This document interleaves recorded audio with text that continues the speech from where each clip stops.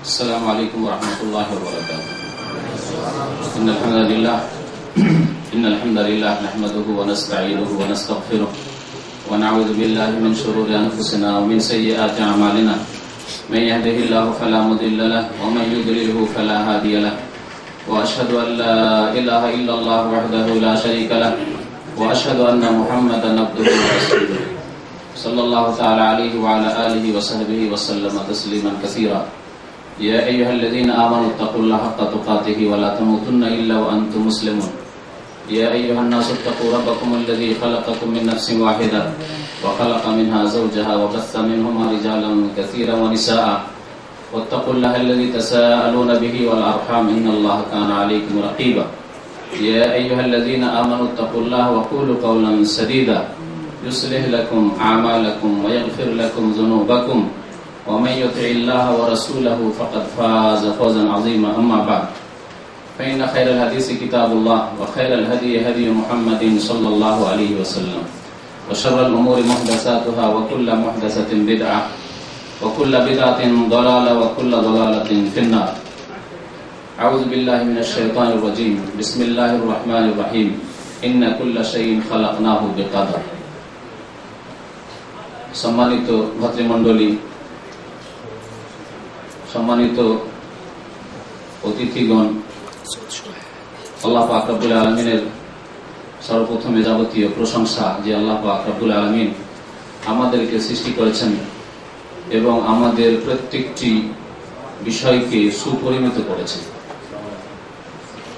সে আল্লাহর যাবতীয় প্রশংসা যে আল্লাহ পাক রব্বুল আলামিন আমাদেরকে সঠিক পথ দেখিয়েছেন। বলুন আলহামদুলিল্লাহ। এই মর্মে আল্লাহ পাক রব্বুল আলামিন সূরা আলাই ইরশাদ করেছেন, সাব্বিহিসমা রাব্বিকাল আ'লা আল্লাযী খালাকা ফাসাওয়া ওয়াল্লাযী কাদ্দারা ফাহাদা।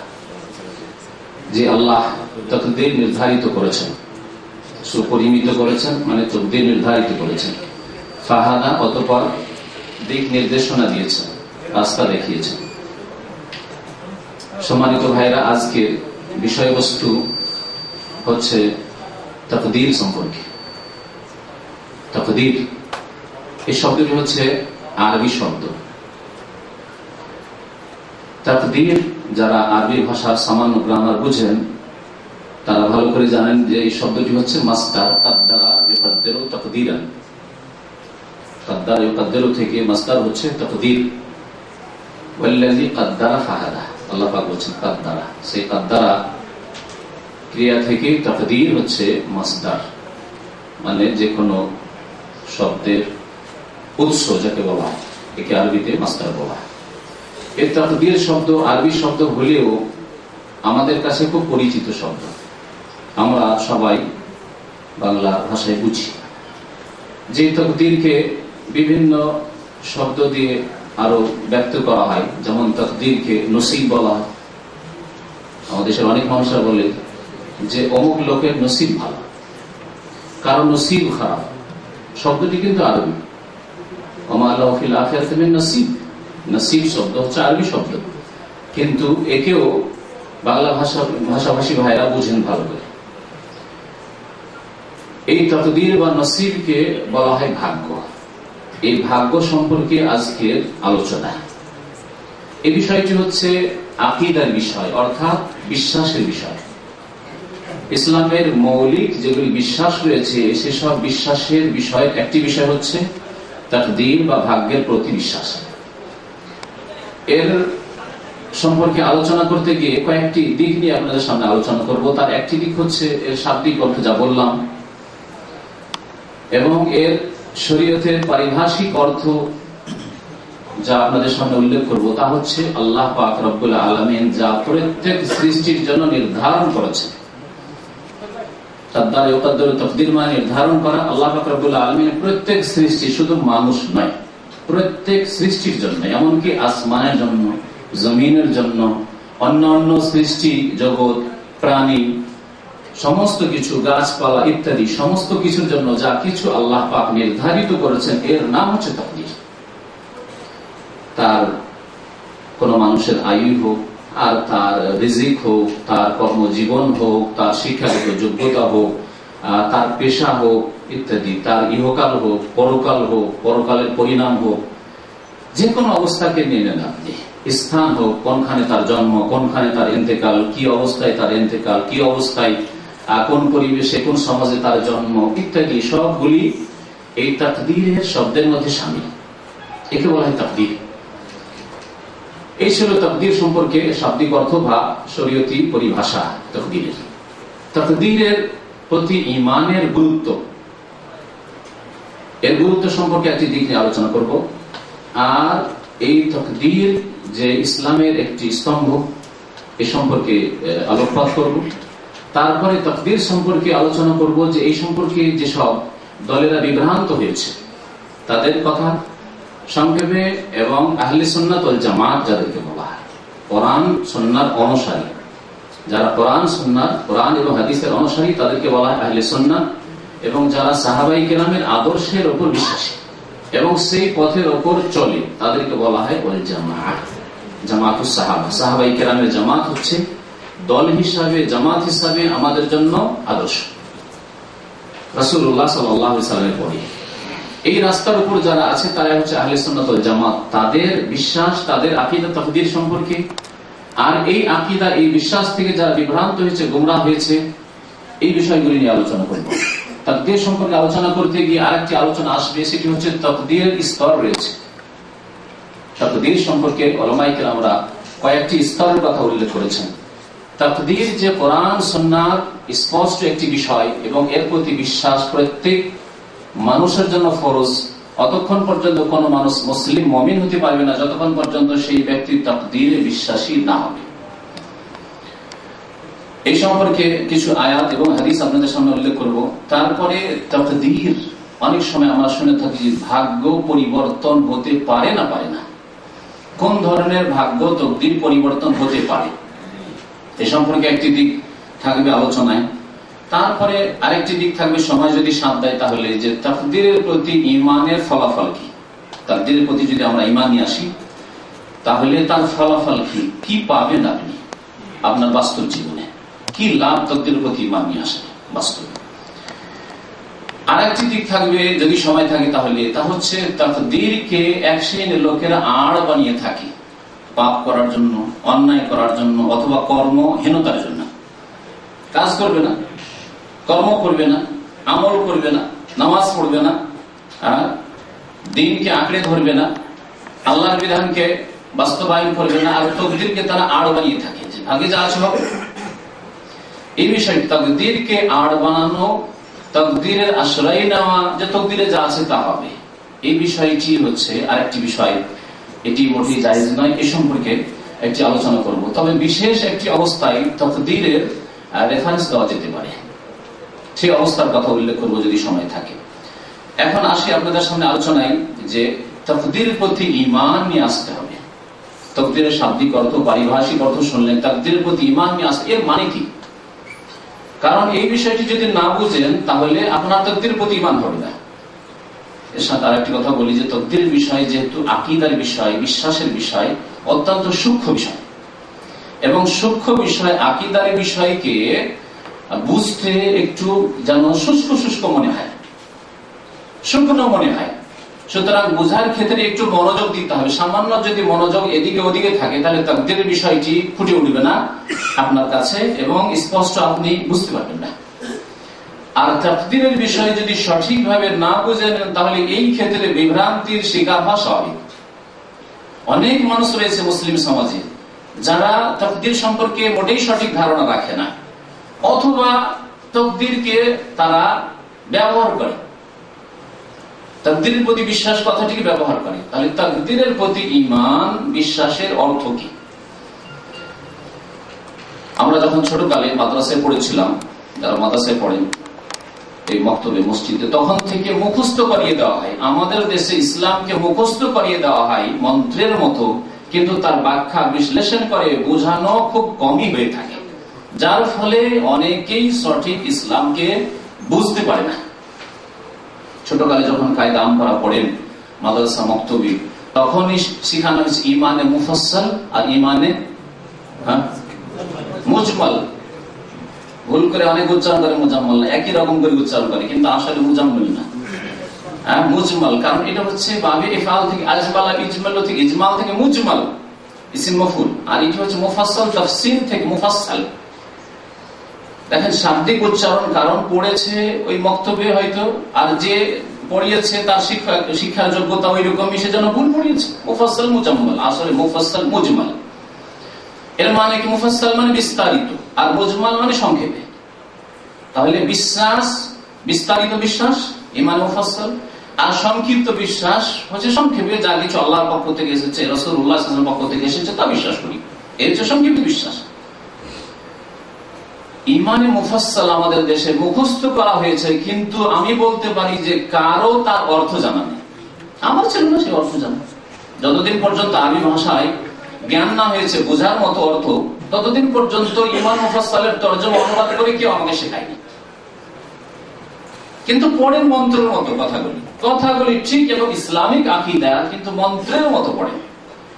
আমরা বিজাতিদের পাশাপাশি বাস করে আমরা আমাদের ইসলামকে মন্ত্রে পরিণত করেছি, অথচ সাথে সাথে ফরজ ছিল শিখিয়ে দেওয়া ছোট একটি বাচ্চাকে আরবিতে মুখস্থ হোক আর নাই হোক, তাকে বুঝিয়ে দেওয়া যে ইসলামের ঈমানের পিলার হচ্ছে 6টি, এবং এই পিলারগুলি তোমাকে নিজের মাতৃভাষায় বুঝে এখানে ব্রেনে মুখস্থ রাখতে হবে, রেকর্ড করে রাখতে হবে। আমানতু বিল্লাহি, আল্লাহর প্রতি ঈমান, ও মালায়েকাতি, ফেরেশতাগণের প্রতি ঈমান, মালায়েকার প্রতি ঈমান, ও কুতুবিহি, কিতাব সমূহের প্রতি ঈমান, ওয়া রাসূলি, রাসূলগণের প্রতি ঈমান, ওয়াল ইয়াউমিল আখির, পরকালের প্রতি ঈমান, ওয়াল কাদরি খাইরিহি ওয়া শাররিহি, ভালো মন্দ তাকদীর। তাকদীরের ক্ষেত্রে কি বলা হয়েছে?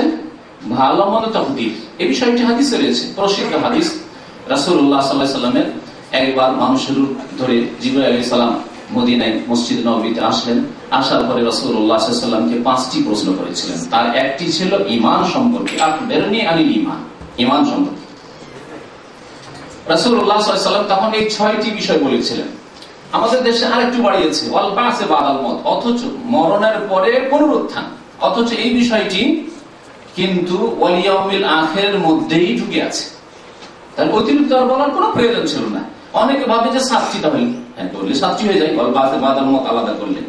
ঈমানের পিলার 6টি, ষষ্ঠ পিলার 6 নম্বরের পিলার স্তম্ভ হচ্ছে ওয়াতুমিনু বিল কদরি খাইরিহি ওয়া শাররিহি, তাকদীরের প্রতি ঈমান নিয়ে আসবে, বিশ্বাস করবে। ভাগ্যের প্রতি ঈমান নিয়ে আসবে, কদর, সে ভালো হোক অথবা মন্দ হোক। তাহলে বোঝা গেল যে তাকদীর, ভাগ্য ভালো হইতে পারে আবার মন্দ হতে পারে। কারো সারা জীবন ভালো হতে পারে, কারো সারা জীবন আবার খারাপ হতে পারে, আবার কারো কিছুদিন খারাপ হতে পারে, কিছুদিন ভালো হতে পারে। আজকে ভালো কালকে খারাপ হতে পারে, আজকে সুখ কালকে শোক হতে পারে, বাস্তব সত্য।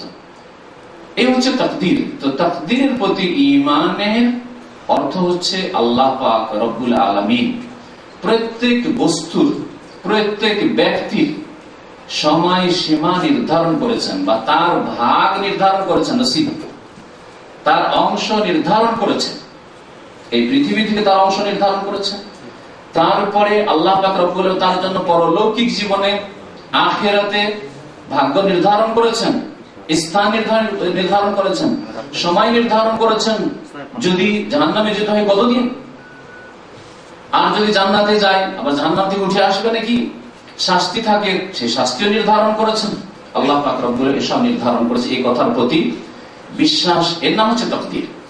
এই একটি বিষয় যে বিশ্বাস করতে হবে। তাহলে মানুষের ভাগ্য, মানুষের অংশ আল্লাহর পক্ষ থেকে নির্ধারিত রয়েছে, নির্ধারিত রয়েছে। আল্লাহ পাক রব্বুল আলামিন এতে থেকে ফারে হয়ে গেছেন ভাগ্য নির্ধারণ করে, একটি বিষয়। তারপরে আরেকটি অত্যন্ত গুরুত্বপূর্ণ বিষয় আছে, সেটি হচ্ছে আল্লাহ পাকের পক্ষ থেকে আপনার ভাগ্যে যা আসবে তার উপর সন্তুষ্টি প্রকাশ করা, যাকে বলা আর রিজা বিল কদর, তাকদীরের প্রতি রাজি থাকা। আজকে সুখে আছেন, সুখে থাকলে তো রাজি হবে, কিন্তু যেদিন দুঃখে, স্ত্রী মারা গেছে, ছেলে মারা গেছে, আম্মা মারা গেছেন, হ্যাঁ, আজকে বেতন পেলেন খুব খুশি, কিন্তু কালকে কাজ করলেন বেতন পেলেন, ব্যবসা করলেন কিন্তু লস খেয়ে গেলেন, ক্ষতিগ্রস্ত হলেন, বিদেশে আসার চেষ্টা করলেন কিন্তু ক্ষতিগ্রস্ত হয়ে গেলেন, ইত্যাদি।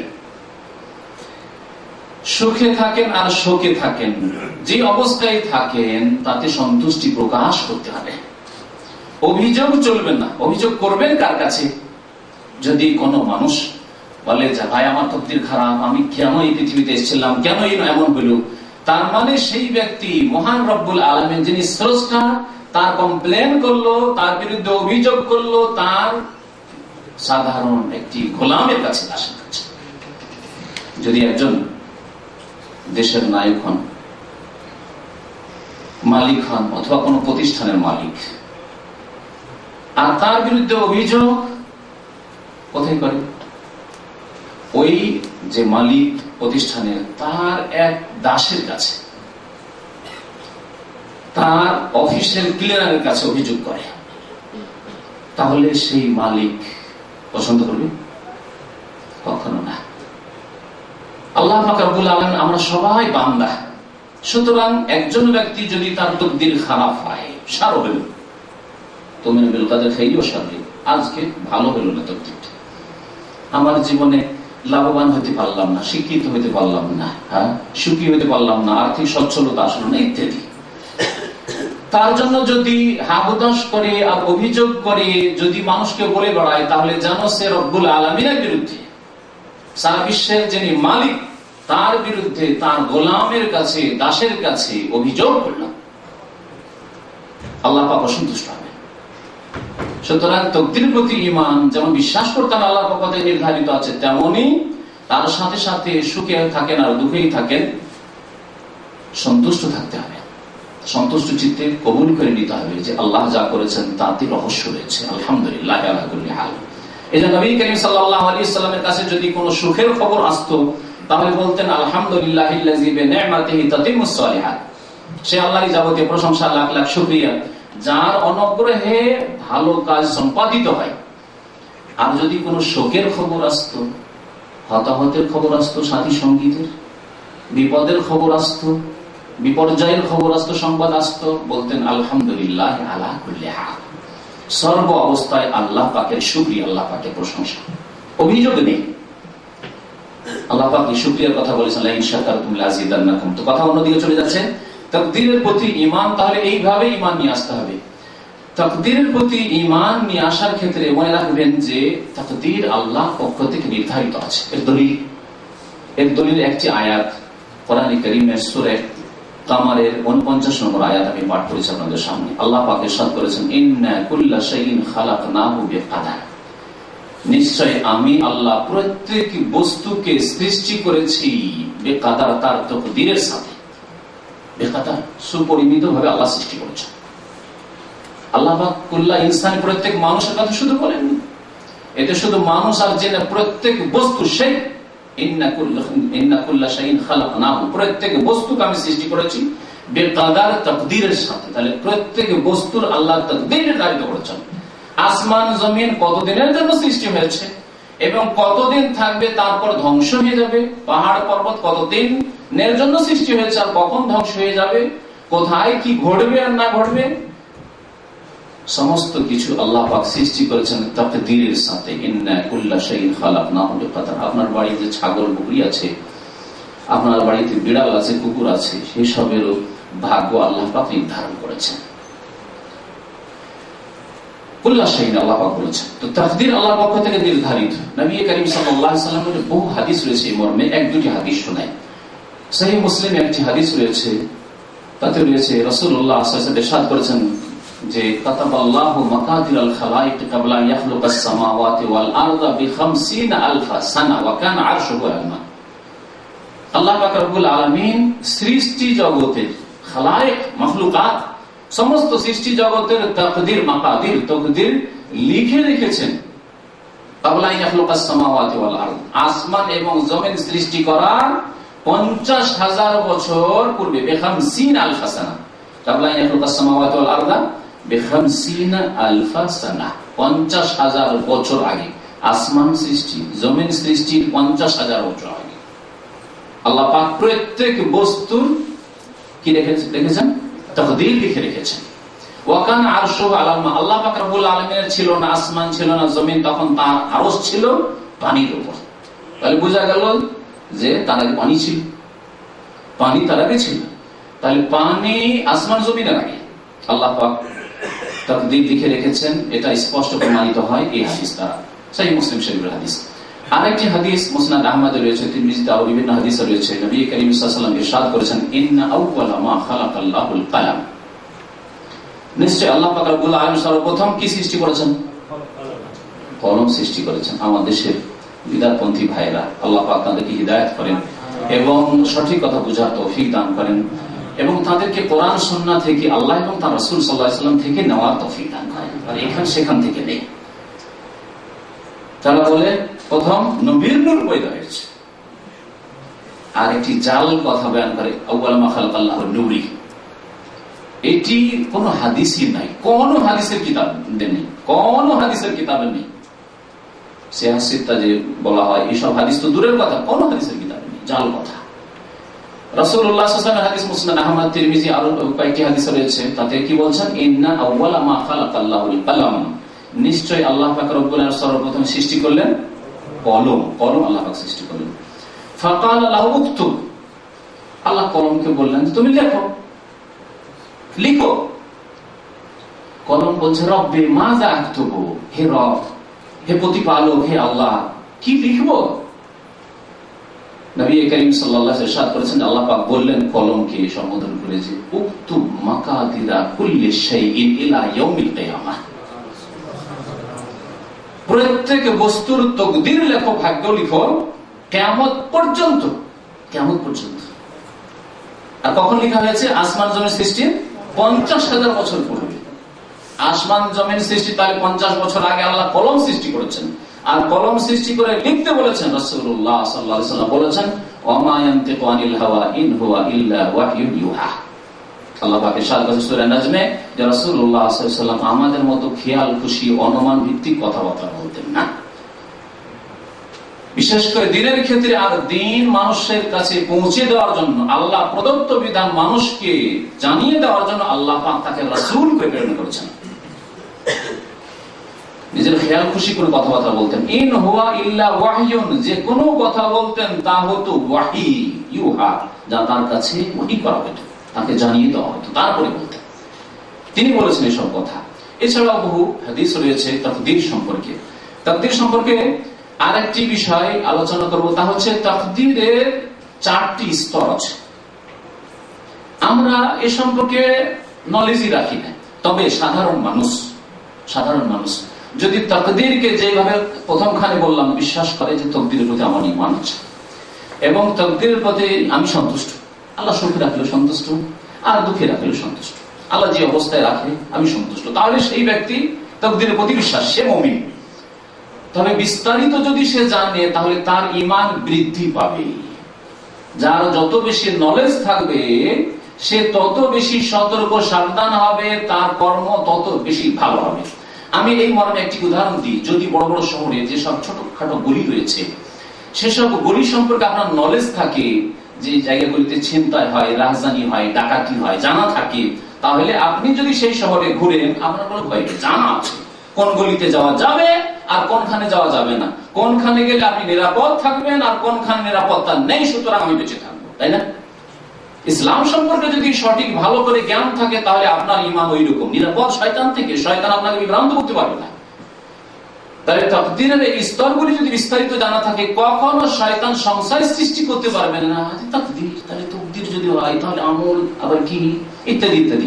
শয়তান পথভ্রষ্ট করা করতে পারবে না। কিন্তু প্রাথমিক পর্যায়ে আপনার ঈমান বিশ্বাস আছে, আজকে ঈমান আছে, কালকে 2-4 বছর 5 বছরে কোন সময় শয়তান সংশয় ঢুকিয়ে দিতে পারে। এইভাবে শয়তান বিভ্রান্ত করতে পারে, কারণ আমাদের মতো মানুষকে এককালে বিভ্রান্ত করেছে শয়তান তাকদীর সম্পর্কেও। তো এই তাকদীরের স্তরগুলি কোরআন এবং হাদিস দ্বারা প্রমাণিত। কোরআন কারীমের আয়াত রয়েছে। তাকদীরের উলামায়ে কেরামরা বলেছেন 4টি স্তর আছে, আর প্রত্যেকটি স্তরের প্রতি আপনার বিশ্বাস থাকতে হবে। প্রথম স্তর তাকদীরের হচ্ছে যে আল্লাহ পাক রব্বুল আলামিন সমস্ত বস্তু সম্পর্কে, সমস্ত ব্যক্তি সম্পর্কে সৃষ্টি করার পূর্বে থেকে, আজল থেকে, মানে তার কোনো আদি অন্ত নেই। আজল থেকে বলার অর্থ আমাদের সেই কথাটি বুঝে না, আজল থেকে মানে প্রথম থেকে, এর কোনো শুরু নেই। তখন থেকে মানে সর্বদাই আল্লাহ পাক রব্বুল আলামিন জানেন যে কে কোথায় সৃষ্টি হবে, কে কোথায় আসবে, কে কোথায় মরবে, প্রত্যেকের তকদির ভাগ্য সম্পর্কে আল্লাহ পাকের ব্যাপক জ্ঞান রয়েছে। আল্লাহ পাকের ইলম, এক কথা বলে ইলমুল্লাহ আল্লাযী ওয়াসি'a কুল্লা শাই। আল্লাহ পাক রব্বুল আলামিনের মহা জ্ঞান সমস্ত কিছুকে পরিব্যাপ্ত। ইন্নাল্লাহ কাদ আহাতা বিকুল্লি শাইইন ইলমা। আল্লাহ পাক রব্বুল আলামিন সমস্ত বস্তু বিষয় সম্পর্কে সম্যকভাবে জ্ঞাত। জ্ঞাত মানে হওয়ার পর, যেমন আমরা মানুষ হিসাবে আমরা সৃষ্টি হওয়ার পরে ধীরে ধীরে ধীরে ধীরে কিছু জানলাম, কেউ বেশি জানলো, কেউ কম জানলো, তাই না? তারপরে আমরা জানার ক্ষেত্রে চোখের সামনে যা আছে জানছি, চোখের আড়ালে জানছি, বর্তমানেও চোখের আড়ালে যা আছে জানছি না। অতীতের যা কিছু ঘটেছে তার যতটুকু নলেজ আমাদের ব্রেনে এসেছে, যতটুকু আমরা শিখেছি, পড়েছি অতীত সম্পর্কে ইতিহাস, ততটাই জানছি, তার বেশি তো জানছি না। ভবিষ্যৎ সম্পর্কে আগামীকাল কি হবে, কিছুক্ষণ পরে কি হবে, পৃথিবীর অবস্থা কি হবে, আর 2, 4, 10 বছর 50 বছরে কিছুই জানি না, ঠিক না? প্রত্যেক সৃষ্টির ক্ষেত্রে এই অবস্থা। কিন্তু আল্লাহ পাক রব্বুল আলামিন যেমন অতীত জানেন, তেমন বর্তমান জানেন, তেমন ভবিষ্যৎ জানেন, এবং এই জানা আল্লাহ পাক রব্বুল আলামিনের প্রথম থেকে আছে, এর কোনো শুরু শেষ নেই, আদি অন্ত নেই। এ হচ্ছে আল্লাহ পাক সবকিছু জানেন, এর প্রতি বিশ্বাস। তাহলে আপনার জন্ম আমার জন্ম হবে 21 শতাব্দীতে অথবা 20 শতাব্দীতে, ইন্তেকাল হবে অমুক কালে অমুক সালে, এই কথা আল্লাহ পাক রব্বুল আলামিন সর্বদাই জানেন। এটি হচ্ছে তাকদীরের প্রথম স্তর, আল্লাহ পাক। আর দ্বিতীয় স্তর হচ্ছে আল্লাহ পাক রব্বুল আলামিন যা জানেন শুরু থেকে সর্বদাই জানেন, তা কিছু আল্লাহ পাক লিখার হুকুম দিয়েছেন, লিখেছেন কিতাবা। আল্লাহ পাক রব্বুল আলামিন সূরা হজের একটি আয়াতে ইরশাদ করেছেন, আলাম তা'লামু আন্নাল্লাহা ইয়া'লামু মা ফিস সামাই ওয়াল আরদ। তুমি কি জানো না, আল্লাহ পাক বলছেন নবী সাল্লাল্লাহু আলাইহি ওয়াসাল্লামকে, আলাম তা'লামু, তুমি কি জানো না, আন্নাল্লাহা ইয়া'লামু মা ফিস সামাই ওয়াল আরদ, আল্লাহ পাক জানেন যা কিছু আসমানে রয়েছে বা হচ্ছে, হয়েছে, হবে, ওয়া মা ফিল আরদ, আর যা জমিনে রয়েছে, হয়েছে, হবে, হচ্ছে। ইন্না যালিকা ফি কিতাব, আর এই সব কথা আল্লাহ পাকের কিতাবে রয়েছে, আল্লাহ পাকের কিতাবে রয়েছে। আল্লাহ পাকের কিতাব হচ্ছে লৌহে মাহফুজ, আল-লৌহু ওয়াল কলম। তাহলে তাকদীরের প্রতি বিশ্বাসের একটি বিষয় হচ্ছে, যেমন কলমে বিশ্বাস করলেন যে কলম দ্বারা আল্লাহ পাক লিখিয়েছেন, তেমনি লৌহ, আল্লাহ পাকের লৌহে মাহফুজ, সুরক্ষিত ফলক, তাতে প্রত্যেক বস্তুর প্রত্যেক বিষয়ের তাকদীর লেখা রয়েছে, ভাগ্য লেখা রয়েছে। ইন্না যালিকা ফি কিতাব ইন্না যালিকা আলাল্লাহি ইয়াসীর। এই কথা যদি আমরা চিন্তা করি, আমরা যতটুকু জানি তাই যদি লেখা শুরু করি, বয়স শেষ হয়ে যাবে, লিখে শেষ করতে পারবো না।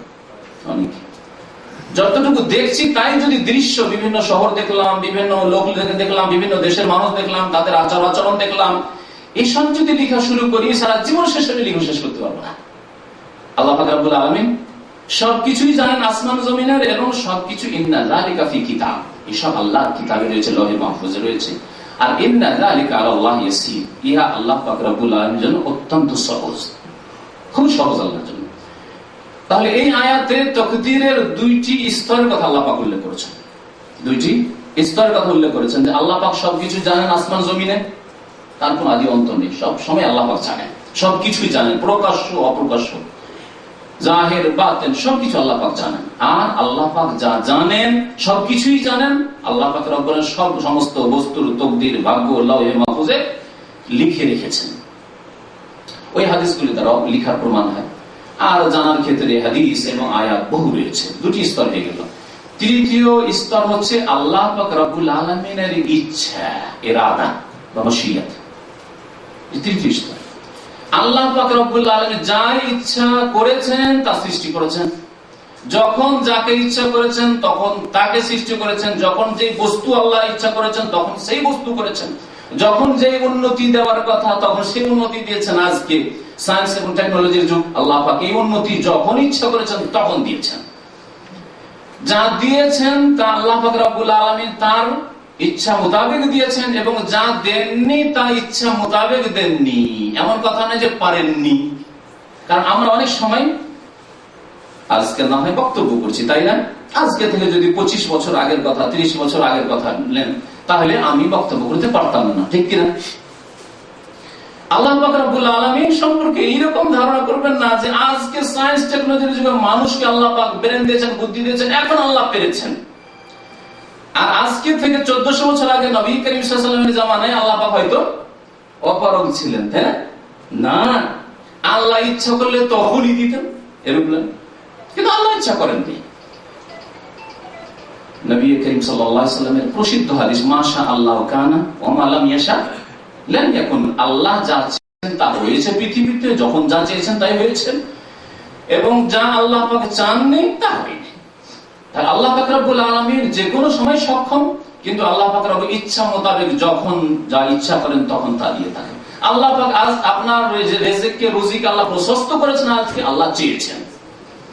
আল্লাহ আপনাকে আজকে সৎ বানিয়েছেন, নামাজি বানিয়েছেন, ধার্মিক বানিয়েছেন, আল্লাহ পাক রব্বুল আলামিন চেয়েছেন। আল্লাহ পাক রব্বুল আলামিন যখন চাননি তখন হয়নি। তার মানে এই নয় যে আপনি পাথরের মতো পরে আসবো, যখন ওই গুমরা পথভ্রষ্ট ফিরকা দলগুলির কথা বলবো তখন বলবো এই কথা। আমাদের চাওয়া রয়েছে, কিন্তু আল্লাহর চাওয়া রয়েছে। আমাদের চাওয়া আল্লাহ পাকের চাওয়ার আন্ডারে। ভালো করে বুঝে নেন। আমরা কি চাই না? আজকে নিজে চেয়ে এখানে এসেছেন, কেউ হাত পা বেঁধে আপনাদেরকে নিয়ে আসে, চেয়ে এসেছেন, এখানে স্বইচ্ছায় এসেছেন, নিজের ইচ্ছা মোতাবেক, এখতিয়ার, অনুভূত বিষয়ে যে আমি সশরীরে এসেছি এবং স্বেচ্ছায় এসেছি, খুশি হয়ে এসেছি, কেউ আমাকে বাধ্য করে নিয়ে আসেনি। বসে আছি, খুশি হয়ে বসে আছি, ইচ্ছা মোতাবেক বসে আছি, আমি ইচ্ছা করলে এক্ষুনি বেরিয়ে চলে যেতে পারি। অনুভূত বিষয়। আর অনুভূত বিষয়কে অস্বীকার করা যায় না, স্বীকার করতে মানুষ বাধ্য। একটা জিনিসকে ছুঁয়ে দেখছেন গরম লাগছে, আপনি কি অস্বীকার করবেন না ঠান্ডা লাগছে বলবেন? কখনো না। খেয়ে দেখছেন না লবণাক্ত লাগছে, বলবেন না মিষ্টি লাগছে না? অনুভূতি বিষয়। তাহলে আল্লাহ পাক রব্বুল আলামিন বান্দাদেরকে স্বাধীনতা দিয়েছেন, আমরা আমাদের ইচ্ছা মোতাবেক কাজ করি, ভালো করলেও, মন্দ করলেও, অন্যায় করলে, গুনাহ করলেও, ভালো কাজ করলে, ডিউটিতে গেলেও ইচ্ছা মোতাবেক গেলেন, ডিউটিতে আজকে গেলেন না, শুয়ে থেকে গেলেন, তাও আপনার ইচ্ছা মোতাবেক। বাধ্য করে আল্লাহ পাক রব্বুল আলামিন কোনো কাজ করেন না। আমাদের ইচ্ছা রয়েছে আপন জায়গায়, এবং আল্লাহ পাক রব্বুল আলামিনের ইচ্ছা, ইরাদা তার উপরে রয়েছে। এই জন্য আমপরার একটি সূরা আয়াতে আল্লাহ পাক ইরশাদ করেছেন, ওমা তাশাউনা ইল্লা আইয়াশা আল্লাহু রাব্বুল আলামিন। ওমা তাশাউনা, তোমরা চাইতে পারো না, কিন্তু চাইছেন তো, চেয়ে এসেছেন। ইল্লা আইয়াশা আল্লাহু রাব্বুল আলামিন, তবে আল্লাহ পাক রব্বুল আলামিন যতক্ষণ না চাইবেন, যখন আল্লাহ চেয়েছেন তখন তোমাদের চাওয়ার বাস্তবায়ন হয়েছে।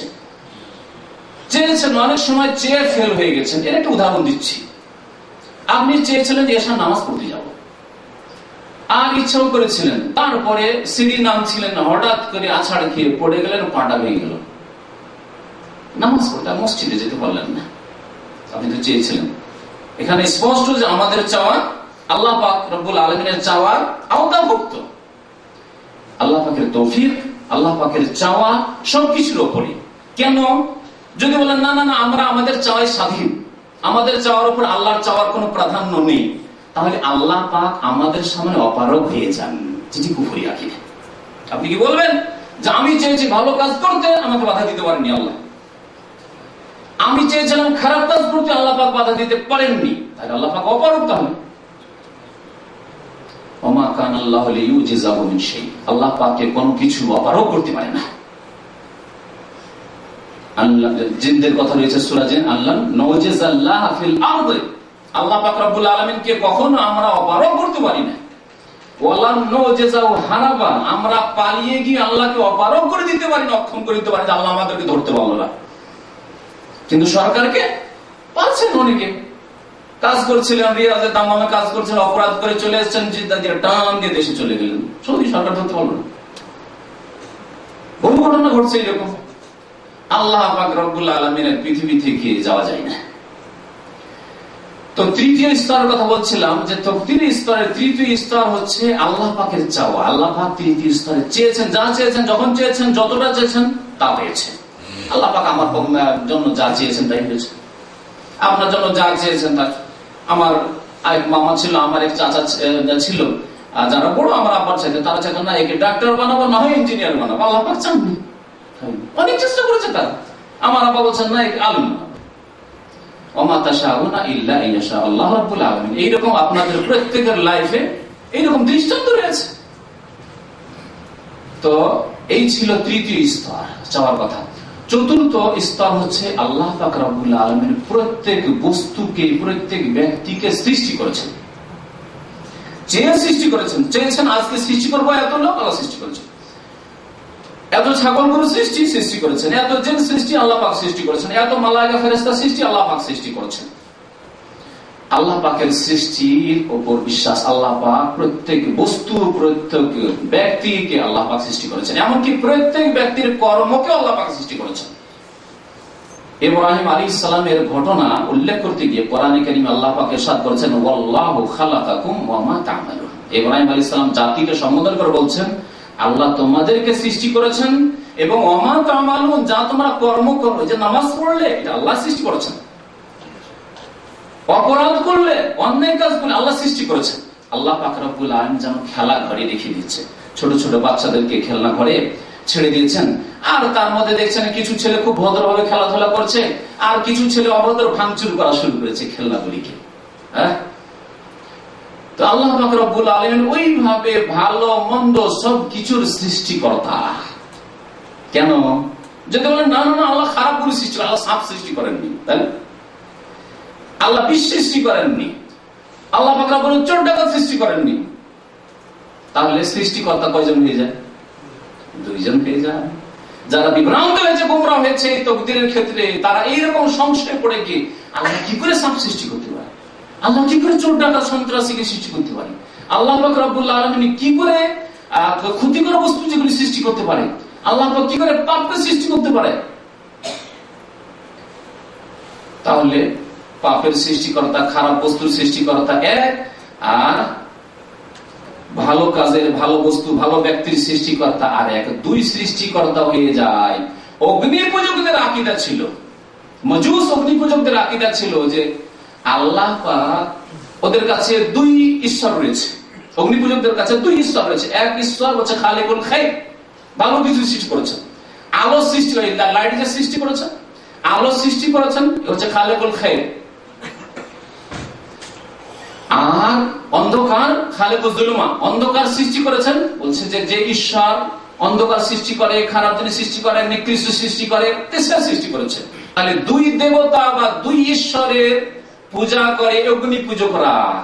এই জন্য সালাফে সালেহিনরা বলতেন, যখন তাকদীরকে অস্বীকার করে না, তাকদীর কিছু নেই, কারণ তাকদীর যদি মানি তাহলে বলতে হয় যে আল্লাহ পাক ভালো সৃষ্টি করেছেন, মন্দ সৃষ্টি করেছেন, আল্লাহ নামাজিকে সৃষ্টি করেছেন, বেনামাজিকে সৃষ্টি করেছেন, আল্লাহ পাক মুশরিক পৌত্তলিককে সৃষ্টি করেছেন, আল্লাহ পাক আল্লাহ একত্বে বিশ্বাসী যারা তাদেরকে সৃষ্টি করেছেন। কেমন কথা হলো? তাহলে আল্লাহর দোষ চেপে যায়। এই সংশয় যখন তাদের মনে ঢুকলো, তখন তারা বিভ্রান্ত হলেন, আর তাকদীর কিছু নেই। সালাফে সালেহিনরা তখন বললেন তাদের সম্পর্কে যে আল কাদরিয়াতু মাজুসু হাযিহিল উম্মাহ, তাকদীরকে অস্বীকারকারী যারা, তারা হচ্ছে এই উম্মতের, এই মুসলিম জাতির অগ্নি পূজক, মজুস। এরা অগ্নি পূজক, কারণ অগ্নি পূজকরা দুই ঈশ্বরের পূজা করে। আর যারা তাকদীরকে অস্বীকার করেছে এই সংশয়ে যে না আল্লাহ ভালো সৃষ্টি করেছেন, মন্দ সৃষ্টি করতে পারেন, মন্দ আল্লাহ সৃষ্টি করেন। তাহলে আল্লাহ পাক রব্বুল আলামিন চতুর্থ স্তরে বলছিলাম যে সমস্ত কিছু সৃষ্টি করেছেন, মানুষের কর্ম পর্যন্ত সৃষ্টি করেছেন। আল্লাহু খালাকাকুম ওয়া মা তা'মালুন। সূরা জুমারে আল্লাহ পাক ইরশাদ করেছেন, আল্লাহু খালিকু কুল্লি শাই, আল্লাহু খালিকু কুল্লি শাই, প্রত্যেক বস্তুর সৃষ্টিকর্তা আল্লাহ পাক। ভালো বস্তু হোক আর মন্দ বস্তু হোক, ভালো ব্যক্তি হোক আর মন্দ ব্যক্তি হোক, ভালো কাজ হোক আর মন্দ কাজ হোক, উন্নতি হোক আর অবনতি হোক, সবকিছু আল্লাহ পাক সৃষ্টি করেছেন। এই ছিল চারটি স্তর, যেগুলি বুঝে নেওয়া এবং সেগুলির বাস্তবায়ন করা আকীদার ক্ষেত্রে, এবং এর প্রতিফলন মানুষের জীবনে ঘটবে, সেগুলি অত্যন্ত জরুরি বিষয়। তারপরে বলছেন একটি বিষয় যে আহলে সুন্নাত ওয়াল জামাত হচ্ছে মধ্যপন্থী। আর দুই দিকে দুটো দল তাকদীরের ক্ষেত্রে পথভ্রষ্ট হয়েছে, গুমরাহ হয়েছে। এই দুটি দলের নাম হচ্ছে কাদেরিয়া আর জাবরিয়া। সাহাবায়ে কেরাম, তাবেঈন, সাহাবায়ে কেরামের শেষ জামানায় এবং তাবেঈনদের শুরু জামানায় শুরু হয় এই বিদআত শুরু হয়। আর প্রথম শুরু হয় এই বিদআত, এই পথভ্রষ্টতা, এই গুমরাহি শুরু হয় বাসরা শহর থেকে। ইরাক সর্বদা ফিতনার দেশ, যুগে যুগে বহু ইতিহাস ইরাকে রয়েছে। তার মধ্যে একটি হচ্ছে এই ভ্রান্ত আকীদা, তাকদীরকে অস্বীকার করার আকীদা, এই ইরাকের বাসরা শহর থেকে শুরু হয়। এর দলিল কোন মুখস্থ কথা না বলে আপনাকে রেফারেন্স বলি, মুসলিম শরীফের হাদিস, খুব বড় হাদিস রয়েছে। সহিহ মুসলিমে হাদিস রয়েছে, ইয়াহইয়া ইবনে ইয়ামর বর্ণনাকারী তাবেঈ এবং আব্দুর রহমান, হুমায়দ ইবনে আব্দুর রহমান আল হিমইরি, এই দুইজন প্রখ্যাত তাবেঈ বাসরা শহরে তারা থাকতেন। তারা দেখলেন যে কিছু লোকেরা বাসরাতে তাকদীর সম্পর্কে আলোচনা সমালোচনা শুরু করলো। তাকদীর আবার কি? না, তাকদীর নেই, যা কিছু করছি। আল্লাহ পাক এসব নির্ধারণ করেননি, কারণ নির্ধারণ করে দিলে আল্লাহ দোষ চেপে যান, না, দোষ চাবো না, আমরাই করছি যা করছি। হ্যাঁ, আল্লাহকে বেশি পবিত্র করতে গিয়ে আরো বেশি পথভ্রষ্টতায় গিয়ে বেশি বড় করতে পড়েছে। তো ওখানে একজন তাদের পথভ্রষ্ট নেতা, তার নাম হচ্ছে মা'বাদুল জুহানী। আউয়ালু মান তাকাল্লামা বিল কাদারি ফিল বাসরাতে মা'বাদুল জুহানী। জুহাইনা বংশ, আরব গোত্র, যারা মদিনার আশেপাশে বসবাস করত। তারা চলে গেছিল হিজরত করে হয়তো বাসরায়। বাসরায় গিয়ে মা'বাদ আল জুহানী নামক এক ব্যক্তি প্রথম তাকদীর সম্পর্কে সমালোচনা করা শুরু করে। তাকদীর নাই। এই দুই তাবেঈ এই সংশয়ের অবস্থায় যখন একটা দল, গুমরাহ পথভ্রষ্ট দল তৈরি হতে লাগলো, তার অনুসারী তৈরি হতে লাগলো, তারা বললেন যে একবার যাই, মক্কা মদিনা যাই, হজের মৌসুমে অথবা উমরায় যাই, হজে অথবা উমরায় গিয়ে সেখানে গিয়ে যদি রাসূলুল্লাহ সাল্লাল্লাহু আলাইহি ওয়াসাল্লামের কোন সাহাবীকে পেয়ে যাই, তাহলে আমাদের এই সংশয় দূর করব এবং এই সম্পর্কে ইসলামের বিধান জিজ্ঞেস করব, যাতে করে আমাদের জন্য আরো বিষয়টি স্পষ্ট হয়ে ওঠে আর পথভ্রষ্টকারী আমাদেরকে পথভ্রষ্ট না করতে পারে। আসলেন হজের মৌসুমে, আসার পরে বলছেন যে মসজিদ হারামে প্রবেশ করতে যাচ্ছিলাম, ওই সময় আব্দুল্লাহ বিন উমর ইবনে খাত্তাব রাদিয়াল্লাহু তাআলা আনহু, দ্বিতীয় খলিফা আমিরুল মুমিনিন ওমরের ছেলে আব্দুল্লাহ রাদিয়াল্লাহু তাআলা আনহু আজমাইন, প্রখ্যাত সাহাবী এবং সাহাবায়ে কেরামদের মধ্যে অত্যন্ত উচ্চ পর্যায়ের সাহাবী ছিলেন। এত উচ্চ পর্যায়ের সাহাবী ছিলেন যে ওমর রাদিয়াল্লাহু তাআলা আনহু যখন খেলাফতের দায়িত্ব 6 জনের ন্যস্ত করে গেলেন যে আপনারা শুরা কমিটির মাধ্যমে একজনকে বাছাই করবেন, তখন অনেকের মত ছিল যে না, তার ছেলে আব্দুল্লাহকে খলিফা বানানো হোক, খলিফা ওমরের পরে আব্দুল্লাহ। কিন্তু এই রাস্তা অত্যন্ত সততার কারণে, অত্যন্ত সততা জায়েজ ছিল তার জন্য, কিন্তু অধিক সততা এবং সতর্কতার কারণে তিনি এই রাস্তা বন্ধ করে দিয়ে চলে গেছিলেন। আব্দুল্লাহ বিন উমর রাদিয়াল্লাহু তাআলা এই পর্যায়ে সাহাবী ছিলেন। উমর রাদিয়াল্লাহু তাআলা বলেছেন, দেখো তোমরা 6 জনে পরামর্শ করবে শুরা, দেখবে যে কাকে খলিফা বানানো যেতে পারে আমার পরে। আর যদি তিনজন ভাগ হয়ে, এইদিকে 3 জন ওইদিকে 3 জন, তাহলে ফয়সালা কে দেবে, কোন দিক ভারী হবে? তখন আমার ছেলে আব্দুল্লাহর পরামর্শ নিয়ে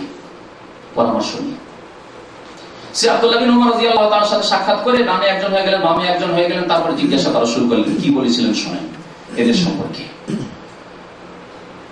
যখন ওখানে চলে যাবে, অর্থাৎ বাসরায় যাবে, তখন ফাখবিরহুম, তাদেরকে জানিয়ে দিও যে আমি আব্দুল্লাহ বিন উমর রাসূলুল্লাহ সাল্লাল্লাহু আলাইহি সাল্লামের সাহাবী, প্রবীণ সাহাবী এবং রাসূলুল্লাহ সাল্লাল্লাহু আলাইহি সাল্লামের শ্যালক হাফসা রাদিয়াল্লাহু তাআলা উম্মুল মুমিনিনের ভাই আর দ্বিতীয় খলিফা ওমরের ছেলে, আমি বলছি আন্নী বারিউম মিনহুম, আমি তাদের থেকে সম্পর্ক ছেদের ঘোষণা করছি যারা তাকদীরকে অস্বীকার করেছে বাসরায়। এবং আমার সাথে তাদের কোনো সম্পর্ক নেই, আমার সম্পর্ক তাদের সাথে নেই, তাদের সম্পর্ক আমার সাথে নেই।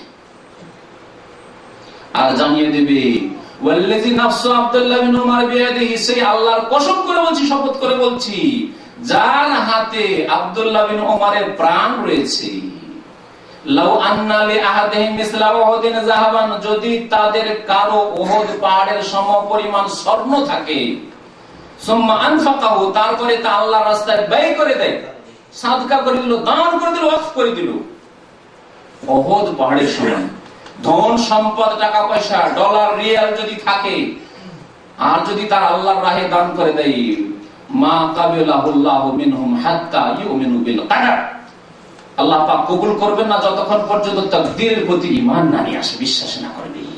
আমি বলছি তারপরে রাসূলুল্লাহ সাল্লাল্লাহু আলাইহি ওয়াসাল্লামের প্রসিদ্ধ হাদিস, জিবরাইল আলাইহিস সালামের হাদিস, যে বলে প্রসিদ্ধ সেই হাদিস উল্লেখ করলেন। তাতে যে 5টি প্রশ্ন শুরুতে বলছিলাম তার একটি, রাসূলুল্লাহ সাল্লাল্লাহু আলাইহি ওয়াসাল্লাম বললেন, যখন জিজ্ঞাসা হলো যে আখবিরনি আনিল ঈমান, জিবরাইল আলাইহিস সালাম জিজ্ঞেস করলেন যে ঈমান সম্পর্কে আপনি বলুন তো দেখি। বলেন আল ঈমান আন তুমিনা বিল্লাহি ওয়া মালাইকাতিহি ওয়া কুতুবিহি ওয়া রাসূলিহি ওয়াল ইয়াউমিল আখির ওয়াল কদরি খাইরিহি ওয়া শাররিহি।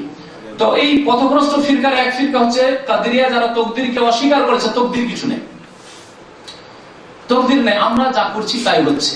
আল্লাহ পাক কিছু লিখেও রাখেননি, আর আল্লাহ পাক রব্বুল আমাদের জন্য কিছু নির্ধারণ করেননি। যে যেমন মেহনত পরিশ্রম করছে তাই পাচ্ছে, দিনের ক্ষেত্রে হোক অথবা দুনিয়ার ক্ষেত্রে হোক, রুজি রোজগারের ক্ষেত্রে হোক, পার্থিব ক্ষেত্রে হোক অথবা ধর্মীয় ক্ষেত্রে হোক। আর একদম বাম দিকে জাবরিয়া, জাবর মানে জবরদস্তি। আমরা যে জবরদস্তি বলি বাংলাতে, শব্দটির একটা অংশ আরবি, জাবর মানে বাধ্য করা কাউকে। তো তারা বলছেন না না, মানুষ হচ্ছে মজবুর, বাধ্য, মানুষ হাত পা বাঁধা। তারা বলেছে আল ইনসানু কাল জামান, এই একটি পথভ্রষ্ট ফিরকা, তাদের পরে রিঅ্যাকশন হলো এরা বলো তাকদীর নেই, আর ওরা বলেন না সব কিছুই তাকদীর আছে। এমন তাকদীর আছে যে আমাদের হাত পা বেঁধে দেওয়া আছে, আমাদের আর করার কিছুই নেই। ভাগ্যে যদি রুজি থাকে তাহলে বাংলাদেশে শুয়ে থাকলেও সৌদি আরবের রিয়াল পাবো। কেউ বলে তো কি বলবেন, তাকে পাগল বলবেন না? হ্যাঁ, ভাগ্যে যদি রিয়াল থাকে তো পাসপোর্টেরও প্রয়োজন নাই, ভিসারও প্রয়োজন নাই, ঢাকা আসারও প্রয়োজন নাই, দূতাবাসে যাওয়ারও প্রয়োজন নাই, এজেন্ট ধরারও প্রয়োজন নাই। আমার ওই পল্লী গ্রামে শুয়ে থাকলে আমার রিয়াল ঘরে চলে আসে। এটা রিয়া। আর ভাগ্যে যদি জান্নাত থাকে তাহলে নামাজ রোজা করি আর না করি, আর দিন করি আর না করি, জান্নাত পাবোই পাবো। আর ভাগ্য যদি খারাপ থাকে, আর যদি জাহান্নাম থাকে, নামাজ রোজা সেজদা যতই কিছুই করি কিছুই হবে না, জান্নাত। এইভাবে আমাদের করণীয় কিছুই নেই, বাধ্য। মনে রাখবেন, তাকদীর আল্লাহ পাকের লিখে রাখা মানে কর্মহীনতা না যে তাকদীরের ভরসা করবেন। আল্লাহ পাক তার সাথে সাথে বলেছেন কোলে আমালু, আল্লাহ পাক বলছেন নবীকে যে হে নবী তাদেরকে বলো যে তোমরা আমল করো, কর্ম করো, কর্ম করো। আল্লাহ আমল করতে বলেছেন, আমালু ফাসায়ারাল্লাহু আমালাকুম, আল্লাহ পাক তোমাদের কর্ম দেখতে চান। একই সাথে পড়াশোনা করেছেন, আপনি পড়ে উচ্চ শিক্ষিত হয়ে মাশাআল্লাহ বিদেশে এসেছেন, ডাক্তার ইঞ্জিনিয়ার হয়েছেন, আলেম হয়েছেন। আর একজন আপনার সাথে ক্লাসমেট ছিল, পড়াশোনা করেনি, ঘোরাফেরা করেছে, খেলাধুলা করেছে, বাবার কথা শুনেনি, মায়ের কথা শুনেনি, চাইলে গর্বত হয়ে গেছে। কর্ম আল্লাহ পাক করতে বলেছেন। আগে থেকে তাকদীরে কি আছে আপনি কি জানেন? বন্ধ বক্সে তাকদীর আছে, আর তার উপরে ভরসা করে থেকে গেলেন, কর্ম কেন বললেন না?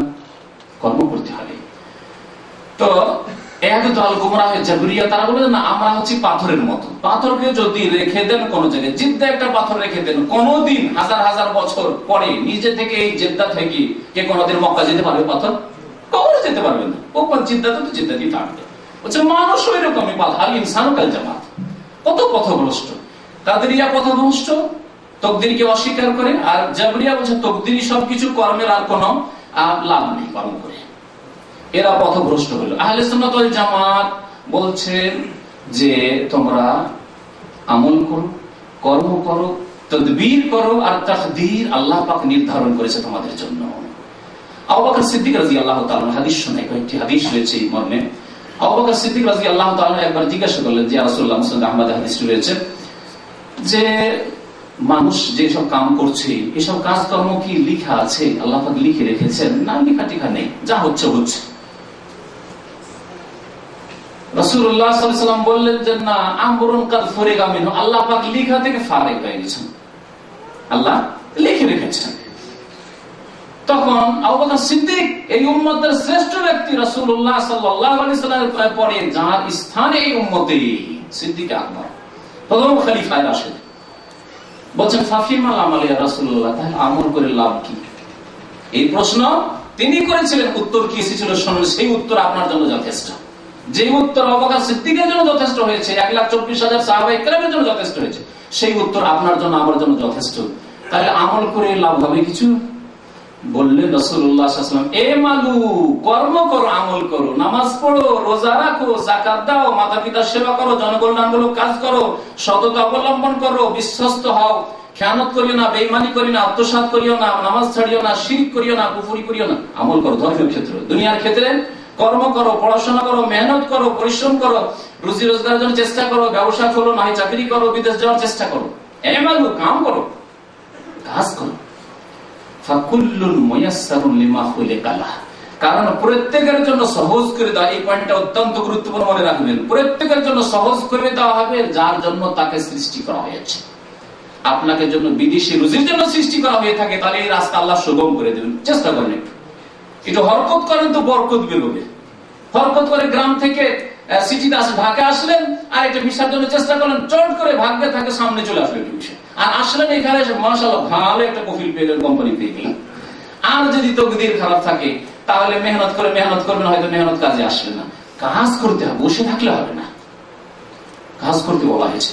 তো এই তকদির সম্পর্কে দুটি দল পথভ্রষ্ট হয়েছে, আহলে সুন্নাত ওয়াল জামাত মধ্যপন্থী। কর্ম করতে হবে এবং তকদির আল্লাহ পাকের পক্ষ থেকে লেখা রয়েছে।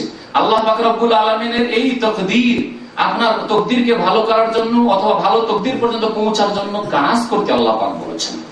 কাজ করা, আর এটি অনুভূত বিষয় যে আল্লাহ পাক তকদিরও লিখে রেখেছেন, আর আমরা আমাদের অনুভূতি বলছে যে না, আমাদের স্বাধীনতা রয়েছে, স্বাধীনভাবে নামাজ পড়ছি, স্বাধীনভাবে কর্ম করছি, স্বাধীনভাবে আমি মেহনত করছি, পরিশ্রম করছি, এই ব্যবসা করলাম, এই করলাম। একটি উদাহরণ দিই, তাকদীরকে বোঝাবার জন্য একটি উদাহরণ দিই, কারণ সময় হয়তো শেষ হয়ে আসছে মনে হয়। একটা পার্থিব উদাহরণ দিচ্ছি, ভালো করে স্পষ্ট হবে।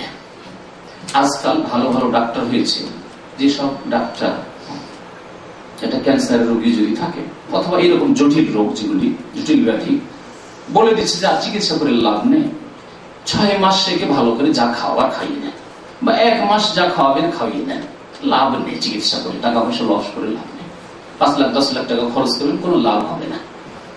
আপনি এই বিশেষজ্ঞ ভালো ডাক্তারের কথার উপর ভরসা করে নিয়ে এসে ভালো কাজ চিকিৎসা করে লাভ নেই, ভালো ডাক্তার বলেছে। তারপরে দেখা গেল ঠিক 1 মাস বলেছে, 1 মাসের মধ্যে মারা গেল লোকটি। 6 মাস বলেছে, 6 মাসের মধ্যে লোকটি মারা গেল। বলেন, আপনাদেরকে জিজ্ঞাসা করেছি, এই ডাক্তারের প্রশংসা করবেন না দুর্নাম করবেন? প্রশংসা করবেন। বরং শুধু প্রশংসা না, এলাকাতে আপনি অ্যাডভার্টাইজ করে বেড়াবেন, ঘোষণা করবেন যে আমার আব্বা এরকম অসুস্থ হয়েছিলেন, এমন ভালো ডাক্তারের কাছে গিয়েছিলাম যে সেই ডাক্তার 1 মাস বলেছে, ভাই 1 মাসে 31 দিনও হইল না, 1 মাসের মধ্যে মারা গেছে। 6 মাস বলেছে, 6 মাসে 7 মাসও হইল না। কত যে প্রশংসা। আর সবাইকে বলবেন যাও, যদি চিকিৎসা করা যায় জটিল রোগ, তো ওই ডাক্তার কাছে চলে যাও। আজকাল মহিলাদের গর্ভধারণের ক্ষেত্রে বলে দিচ্ছে যে অমুক তারিখে বাচ্চা ভূমিষ্ঠ হবে, আর সেই দিনে যদি হয়ে যায়, 2 দিন 1 দিন আগে পরে বা সেই দিনে যদি হয়ে যায়, তাহলে সেই ডাক্তারের প্রশংসা শেষ নেই। কত ভালো লেডি ডক্টর, তাই না? যে দিনের কথা বলেছে, ডেট দিয়েছে, সেই দিনে আমার ছেলে ভূমিষ্ঠ হয়েছে, মেয়ে ভূমিষ্ঠ হয়ে গেছে, কত প্রশংসা করছেন। আর যদি 2 মাস 4 মাস এদিক ওদিক হয়ে যায়, বলেছিল মে মাসে আর চলে গেল জুলাই মাসে, তাহলে কি বলবেন? ডাক্তার ভালো না। আল্লাহ পাক রব্বুল আলামিনের জন্য উত্তম দৃষ্টান্ত। আল্লাহ পাক রব্বুল বলেছেন যে আব্দুর রহমান, তুমি 60 বছর বয়স পাবে, আর 21শ শতাব্দীতে এতদিন বাঁচবে, জন্ম হবে বাংলাদেশে, সৌদি আরবে চাকরি করবে, ব্যবসা করবে, এতটা শিক্ষিত হবে, তারপর এই অবস্থায় তুমি মারা যাবে। আল্লাহ পাক লিখে রেখেছেন, জানেন, লিখে রেখেছেন লৌহে মাহফুজে। আল্লাহ প্রশংসা করবেন না বদনাম করবে? বলুন আলহামদুলিল্লাহ বলবে। অসহায় সৃষ্টি ওই ডাক্তার, যে সামান্য সায়েন্স পড়েছে, তার প্রশংসা করছেন। আর ডাক্তারের সৃষ্টিকর্তা আল্লাহ খালিকু কুল্লি শাই, তার প্রশংসা করবেন না যে আল্লাহ তুমি কত জানো, আল্লাহ যে সবকিছু তুমি লিখে রেখেছো, আর যেমন তুমি জানো তেমনই হয়েছে, একটু এদিক ওদিক হেরফের হয়নি। আল্লাহ পাকের শুকরিয়া আদায় করবেন। এইভাবে তাকদীরকে বুঝতে হবে। এছাড়া তাকদীর সম্পর্কে আরো বেশ কিছু বিষয় ছিল, সেদিকে এগিয়ে যাচ্ছেন, সময় শেষ হয়ে গেছে।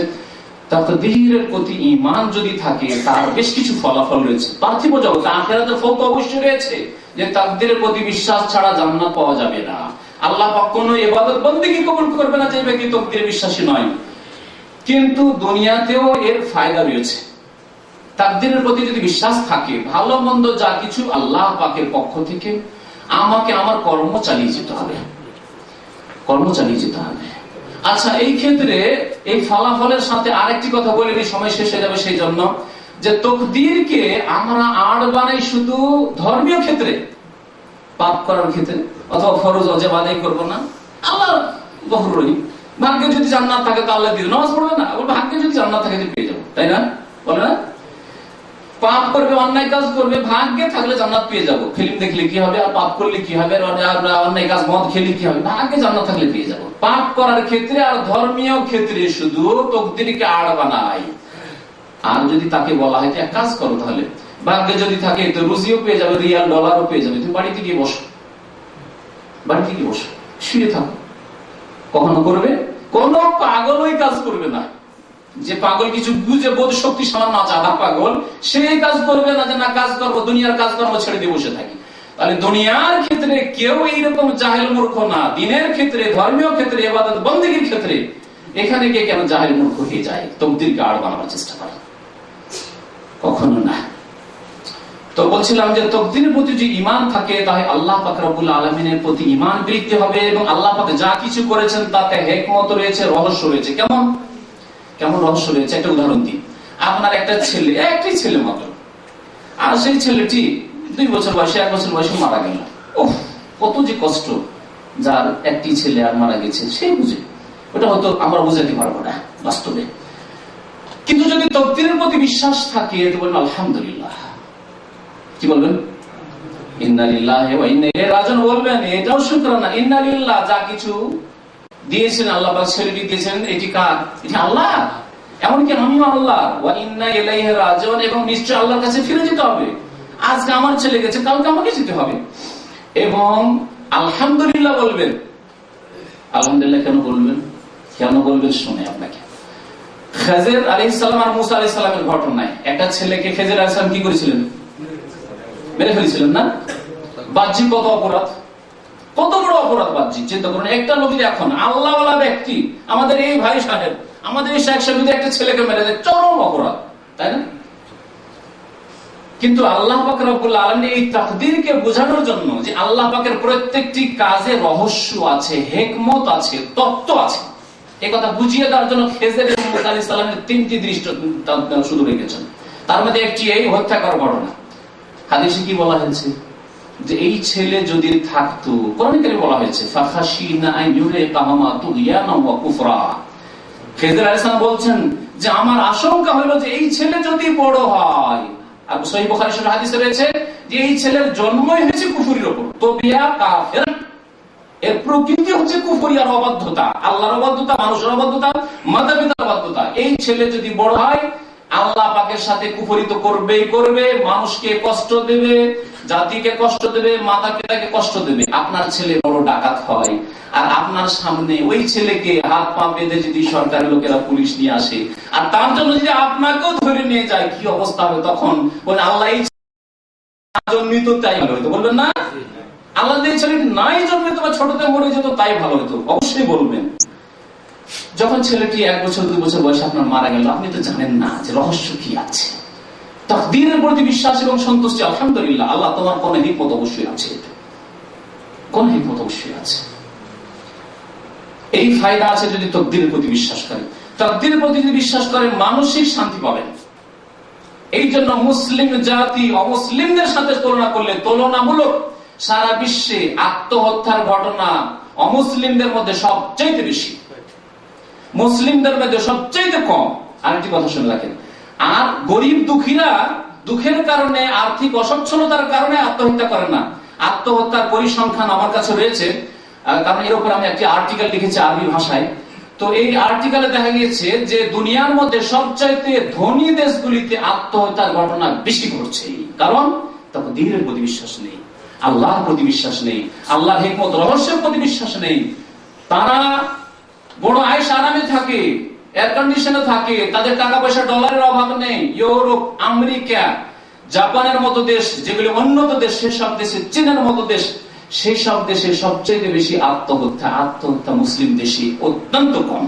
কারণ মুসলিম জাতি ইমানের দিক দিয়ে দুর্বল হলেও তাদের তুলনায় অনেকটাই ভালো এবং ইমান আছে এখনো কিছু, আলহামদুলিল্লাহ।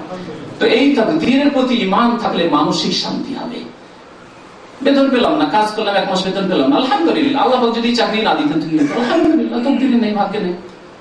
চুরি হয়ে গেল, টাকা পয়সা 10,000 দিয়ে বাড়ি যাওয়ার জন্য, দেশে ছুটি যাওয়ার জন্য প্রস্তুত হচ্ছিলেন, ওই অবস্থায় টাকাটি চুরি হয়ে গেল। স্বর্ণ কিনেছিলেন, চুরি হয়ে গেল, আলহামদুলিল্লাহ। যদি আল্লাহ পাক নাই দিতেন, অনেককে দেননি আল্লাহ পাক রব্বুল আলামিন। তো তো এইভাবে তাকদীরের প্রতি ঈমানের পার্থিব অনেক উপকারিতা রয়েছে। আল্লাহ পাক রব্বুল আলামিন যেন আমাদেরকে হক কথা বোঝার তৌফিক দান করেন এবং সত্যের প্রতি আমল করার তৌফিক দান করেন। আল্লাহ পাক রব্বুল আমাদের গুনাহ খাতা যেন মাফ করে দেন। একটি কথা বলবো, শুধু তাকদীরকে কর্ম করার আগে আড় বানালে চলবে না, কিন্তু একটি দুর্ঘটনা ঘটে যাওয়ার পর, যেমন আপনি ড্রাইভিং জানেন না আর গাড়ি চালাতে শুরু করলেন, কেন চালাবেন? আপনি ড্রাইভিং জানেন না, ঠিক না? কিন্তু আপনি একজন ভালো ড্রাইভার সতর্কভাবে গাড়ি চালাচ্ছেন, দুর্ঘটনা ঘটে গেছে। দুর্ঘটনা ঘটে যাওয়ার পরে যদি আপনাকে কেউ তিরস্কার করে, আপনার বাবা এসে তিরস্কার করছে, আপনার বড় ভাই এসে তিরস্কার করছে যে তুমি মূর্খের মতো গাড়ি চালাও, গাড়ি চালাতে জানো না, এই করো সেই করো, কেন এরকম করলে, তুমি অত বড় অ্যাক্সিডেন্ট করে দিলেন না, এটি করা ঠিক নাই। এর দলিল বুখারী শরীফ হাদিসে রয়েছে, মুসা আলাইহিস সালাম আর আদম আলাইহিস সালামের এই তাকদীর নিয়ে কথোপকথন, তর্ক বিতর্ক ওই আত্মার জগতে আসমানে ইল্লিনে আল্লাহ পাক রব্বুল আলামিনের সামনে দুইজনের তর্ক বিতর্ক। মুসা আলাইহিস সালাম বলছেন, আনতা আদম আবুনা, আপনি আমাদের পিতা আদম আলাইহিস সালাম, আল্লাযী আখরাজতা মিনাল জান্নাহ, আমাদেরকে জান্নাত থেকে বের করে, নিজে তো বের হয়েছেন, আমাদেরকে দুনিয়াতে বের করে দিয়েছেন, কত কষ্ট করতে হচ্ছে, মেহনত করতে হচ্ছে, কত কষ্টের জীবন, জান্নাতে আরামে থাকতাম, কি করেছেন আপনি? তিরস্কার করা শুরু করেছেন আদম আলাইহিস সালামকে। মুসা আলাইহিস সালাম, আদম আলাইহিস সালাম বলছেন, আনতা মুসা, তুমি মুসা ওই কালিমুল্লাহ, বনি ইসরাঈলদের মুসা? বলছে হ্যাঁ। আচ্ছা মুসা, তুমি জানো তাকদীর কখন লেখা হয়েছে? যে তাকদীর আগে লেখা হয়েছে। তাকদীর মানুষকে সৃষ্টি করা, আদম কি আসমান জমিন সৃষ্টি করার 50,000 বছর আগে লেখা হয়েছে। তখন আদম আলাইহিস সালাম বলছে, আচ্ছা বলো, যেটি আসমান জমিন সৃষ্টির 50,000 বছর আগে লেখা হয়ে গেছে, তার মধ্যে তো এটাও লেখা ছিল যে আদম আলাইহিস সালামকে জান্নাতে রাখা হবে, হাওয়াকে রাখা হবে, আবার বের করা হবে, ভুল করলে একটু ভুলে যাবে আর বের করা হবে, তাহলে আমার কি দোষ হইল? আমার কি দোষ হইল? ওই হাদিসের শেষখানে রয়েছে রাসূলুল্লাহ সাল্লাল্লাহু আলাইহি ওয়াসাল্লাম বলছেন, সুতরাং আদম আলাইহিস সালাম মুসা আলাইহিস সালামের উপর জিতে গেলেন, তর্কে বহাসে জিতে গেলেন। কেন জিতলেন? আপনি ওইরকম জিতবেন নাকি? নামাজ পড়েন না, কর্ম করেন না, বাবা বলে যে কর্ম করো, চাকরি করো, পড়াশোনা করো, না না, ভাগ্যে যদি থাকে মাস্টার ডিগ্রি, তো মাস্টার ডিগ্রি এমনি পেয়ে যাবে, এমনিতে হবে নাকি? না, কর্ম করার পরে মেহনত করলেন, পরিশ্রম করলেন, তারপরে ফেলিয়ার হলেন, হইল না, তখন বলবেন যে যাক, ভাগ্যে যা ছিল তাই। যেহেতু আদম আলাইহিস সালামের ঘটনা ঘটে গেছে, তারপরে তাকে তিরস্কার করেছেন মুসা আলাইহিস সালাম, সেই জন্য আদম আলাইহিস সালাম জিতে গেলেন। কিন্তু যদি আদম আলাইহিস সালাম জান্নাতে থাকাকালীন বলতেন যে না না, আমি ভুল করবো, তাকদীরে থাকলে জান্নাতে ফিরে আসবো, না হইলে যাওয়া হবে, তাহলে উচিত হইতো না মোটেই। জি, তো আশা করি কথা স্পষ্ট। তাকদীরকে আড় বানানো যাবে না। তবে তাকদীরকে কখন আড় বানাবে? যখন একটা মুসিবত ঘটে গেছে, বললেন কাদ্দারাল্লাহু ওয়া মা শাআ ফাআল। নবী করিম সাল্লাল্লাহু আলাইহি ওয়াসাল্লাম বলেছেন, তাকদীরে অঘটন ঘটে গেছে, দুর্ঘটনা চলে এসেছে, বলবেন আল্লাহ পাক যা ইচ্ছা করেছেন তাই হয়েছে, আমি আমার চেষ্টা করেছি, আমি আমার কর্মে কোনো ত্রুটি করিনি, কাদ্দারাল্লাহু ওয়া মা শাআ ফাআল। আর যদি কোনো আপনজন ইন্তেকাল করে বা কোনো হতাহত হয়, কোনো কষ্টদায়ক কিছু আসে, বলি ইন্না লিল্লাহি মা আখাযা ওয়া লাহু মা আতা ওয়া কুল্লু শাইইন ইনদাহু বিআজালিন মুসাম্মা। যেমন নবী করিম সাল্লাল্লাহু আলাইহি ওয়াসাল্লাম বলেছেন, আল্লাহ পাক রব্বুল আলামিন যেন আমাদের গুনাহ খাতা মাফ করে দেন, নেক আমলের তৌফিক দান করেন। আল্লাহ পাক রব্বুল আলামিন যেসব কথা বিশ্বাস করতে বলেছেন, সেসব কথার প্রতি বিশ্বাস করার, ঈমান নিয়ে আসার যেন তৌফিক দান করেন। আল্লাহ পাক রব্বুল আলামিন আমাদেরকে বিভ্রান্তি, গুমরাহি থেকে বেঁচে থাকার যেন তৌফিক দান করেন। তাকদীর পরিবর্তন কিভাবে হয়? হ্যাঁ, আরেকটি বিষয় থেকে গেছে, তাকদীর পরিবর্তন হয় কিনা। তাকদীরের বেশ উলামায়ে কেরামরা বলেছেন, কারণ একটি হাদিস আছে যে সহিহ হাদিস, তিরমিজিতে রয়েছে, আর বিভিন্ন হাদিসে লা ইয়াবদুল মুক্তাদা ইল্লা দুআ, দুআতে তাকদীর পরিবর্তন হয়ে যায়। ওয়ালা ইয়াজিদু ফিল উমরি ইল্লা আল বির, আর যদি মাতা-পিতার সেবা করেন, আত্মীয়-স্বজনদের সাথে সদাচরণ করেন, তাহলে বয়স বৃদ্ধি হয়। বয়স বৃদ্ধি হলো তাকদীর পরিবর্তন। এই হাদিস প্রমাণ করে যে তাকদীরে পরিবর্তন আসে। এই জন্য উলামায়ে কেরামরা বলেছেন যে তাকদীর দুই প্রকার আছে, তাকদীরে মুআল্লাক আর তাকদীরে মুবরাম। আল্লাহর অকাট্য ফয়সালা যে আপনার বয়স 70 বছর, আপনি এই অবস্থায় মারা যাবেন, আল্লাহর যদি অকাট্য ফয়সালা থাকে, অকাট্য ফয়সালা আছে, সেটাই হবে। যেমন আল্লাহর অকাট্য ফয়সালা হচ্ছে যে প্রত্যেক মানুষ বা প্রত্যেক প্রাণী মারা যাবে, তাই না? এখন কি এর ব্যতিক্রম ঘটবে? কেউ যদি দোয়া করে আল্লাহ তুমি আমাকে মারিও না, আল্লাহ দুনিয়া যাবে যা, কিন্তু আমি যেন না মরি, আমি যেন বেঁচে থাকি কিয়ামত পর্যন্ত, হবে? কোনোদিন হবে না। কারণ এটি আল্লাহর অকাট্য ফয়সালা যে মানুষ পৃথিবী থেকে মারা যাবে। এবং আমাদের সাধারণত বয়স 60, 70, 80, 100, 200, 250 বছর সাধারণত আগে এই জামানায় পাওয়া যাবে না। তাকদীর অকাট্য তাকদীরকে বলা হয় তাকদীরে মুবরাম। আর একটি তাকদীরে মুআল্লাক, মানে ঝুলন্ত অবস্থায় আছে, হ্যাঙ্গিং অবস্থায়, তার মানে শর্ত সাপেক্ষ। যেন বেশ কিছু বিষয়ে আমাদের লাইফে আল্লাহ পাক রব্বুল আলামিন লিখে রেখেছেন যে এই লোকটি যদি মাতা পিতার ভালো সেবা করে, জনকল্যাণমূলক কাজ করে, যদি মানুষের সাথে সদাচরণ করে, আত্মীয়দের সাথে ভালো ব্যবহার করে, তাহলে এর বয়স বাড়িয়ে দেওয়া হবে, 60 থেকে 70 করে দেওয়া হবে, 60 থেকে 70 করে দেওয়া হবে। আর যদি এসব কাজ না করে তাহলে 60 তাহলে ঝুলন্ত অবস্থায় আছে। এই লোকটি যদি দোয়া করে আল্লাহ আমাকে তুমি হেফাজত করি, আল্লাহ মাহফাজান বাইনা আইদিনা ওয়া মিন খালফিনা দোয়া করে আর সুবহানাল্লাযী সাখখারানা হাযা পড়ে এই আয়াত পড়ে গাড়িতে চাপল, আল্লাহ পাক লিখে রেখেছেন এই লোকটি যদি দোয়া করে গাড়িতে চাপিয়ে বের হয় তাহলে এই দুর্ঘটনা হবে না বা বেঁচে যাবে দুর্ঘটনায়। আর যদি দোয়া না করে তাহলে এর অ্যাক্সিডেন্টে বড় দুর্ঘটনা হবে, বা মারা যাবে ইত্যাদি, বা আহত হবে। একে বলা হয় তাকদীরে মুআল্লাক, লা ইয়ারুদ্দুল কদরা ইল্লা দুআতে তাকদীর পরিবর্তন হতে পারে। এই ধরনের তাকদীর পরিবর্তন হতে পারে যেগুলিকে আল্লাহ ঝুলন্ত অবস্থায় শর্ত সাপেক্ষ রেখেছেন, যদি এরকম করেন তবে। আর কিছু উলামা কেরাম বলেছেন যে বয়সের ক্ষেত্রে বয়স বাড়ে না, মানে বাহ্যিক এরকম 60 থেকে 70 হয়ে যাবে অথবা 80 হয়ে যাবে মাতা পিতার সাথে সদাচরণ করলে, আত্মীয়দের সাথে সদ্ব্যবহার করলে, এমনটা হবে না। তবে আভ্যন্তরীণ দিক থেকে বয়স বৃদ্ধি হয়। কেমন আভ্যন্তরীণ বয়স বৃদ্ধি হওয়া, এটাকে বুঝায় আমরা যদি 500 বছর বাঁচি, তবুও ইমাম বুখারী রাহমাতুল্লাহ আলাইহির মতো খেদমত করতে পারবো না, পারবো কি? ইমাম আবু হানিফা রাহমাতুল্লাহ আলাইহি 80 হিজরি থেকে শুরু করে 150 হিজরি পর্যন্ত কতদিন হয়? 70 বছর। 70 বছরে যে কাজটি করেছেন আপনি কি ভাবতে পারেন যে আমরা 200-300 বছর করতে পারবো? তো একে বলা হয় আভ্যন্তরীণ তাকদীরে বৃদ্ধি হওয়া। লা ইয়ারুদ্দুল কদরা ইল্লা দুআ বা ওয়ালা ইয়াজিদুল আনফিল আমরি ইল্লা বির। নেক কাজ করলে, সৎ কাজ করলে যে বয়স বেড়ে যায়, মানে আভ্যন্তরীণ দিক দিয়ে। আমি 50 বছরে যে কাজটি করলাম, আর একটা আমার ক্লাসমেট আছে এখনো সে ওই প্রাইমারি সেকশনে শিক্ষকতা করছে, এরকম। আবার আমার চাইতে কেউ বেড়ে গেছে, আমি 100 বছর ওই কাজটি করতে পারবো, সে 50 বছরে করে গেছে, হতে পারে। এটি হচ্ছে তাকদীরের মধ্যে বরকত বা তাকদীরের পরিবর্তন এক ধরনের, আর এটা বাস্তব, এটা হচ্ছে। তো এইভাবে তাকদীরের পরিবর্তন হতে পারে। আর যেগুলো অকাট্য তাকদীর, সেগুলি তাকদীরের পরিবর্তন হয় না। আল্লাহ পাক যেন বোঝার তৌফিক দান করেন, আমল করার তৌফিক দান করেন। সাল্লাল্লাহু আলা নবিয়িনা মুহাম্মদ ওয়া আলা আলিহি ওয়া সাহবিহি আজমাইন। আমাদের সম্মানিত মেহমানকে আমি শুভেচ্ছা জানাচ্ছি এবং অভিনন্দন জানাচ্ছি। আল্লাহ পাক যেন তাকে নেক আমলে তৌফিক দান করেন। আল্লাহ পাক যেন তার কদমে কদমে পদে পদে নেকি দান করেন। আল্লাহ পাক যেন তার আমাদের এই পবিত্র অনুষ্ঠানে হাজির হওয়াকে আল্লাহ পাক যেন কবুল করেন এবং আল্লাহ পাক যেন তার দ্বারা ইসলামের, দেশের, জাতির যেন সেবা নেন। সুবহান রাব্বিকা রাব্বিল ইজ্জাতি আম্মা ইয়াসিফুন ওয়া সালামুন আলাল মুরসালিন ওয়ালহামদুলিল্লাহি রাব্বিল আলামিন।